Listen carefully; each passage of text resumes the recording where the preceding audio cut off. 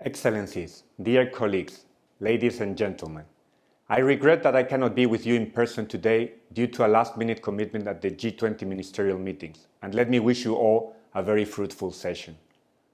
At the opening of this 50th session, the state of world food security and nutrition is grim. Let me ask you to consider, can we feed everyone in the world at this time of multiple crises? And as importantly, can we do so in a way that ensures our children and grandchildren will also be able to feed themselves? I believe that we can, and that we must. But we only succeed if we are willing to take bold measures and address the underlying and systemic problems within our food systems. Today's food crisis is not only the result of the war in Ukraine, or of the COVID pandemic, or of climate change. It is also the result of underinvestment, the overall structure of food systems, and glaring inequalities. For example, small-scale farmers receive on average just 6.5 cents of every dollar for the value of the food they produce. We must address immediate needs, but not at the cost of investing in long-term solutions. We cannot continue to move from crisis to crisis. Instead, we must focus our efforts to build the resilience of the world's 3 billion rural people to the full range of the threats they are facing, from climate to conflict, from income shocks to food insecurity. Small-scale producers are key to reversing the alarming trends we are seeing across the world. They are remarkably productive considering the challenges they face. For example, small farms produce around 1/3 of global food calories on less than 11% of the farmland. Small farms also support greater biodiversity than large farms. So what do we need to do differently to improve food security and nutrition in 2023, and in 2024, and in 2025? First, we need much more investment in climate change adaptation targeted at small-scale farmers.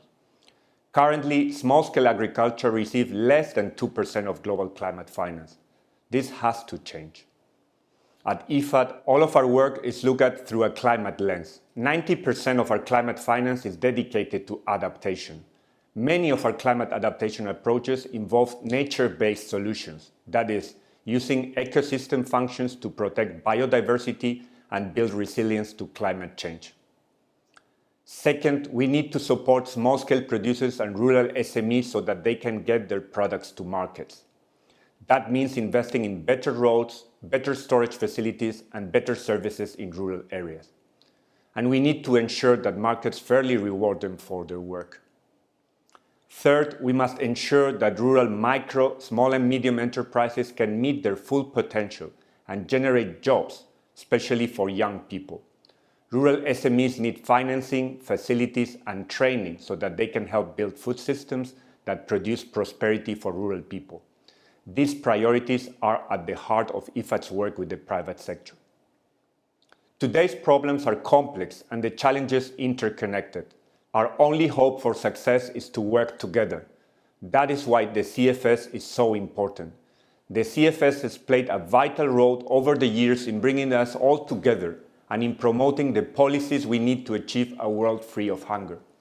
At this challenging time, let us agree on bold actions and the necessary funding required. IFAD will continue to support and share our work with the CFS. We will continue to bring our knowledge on what works for small-scale farmers and for other rural workers in IFAD's programs and projects. Working together, we can make a difference. We can and we must achieve a world where there is food security and nutrition for all. Thank you very much.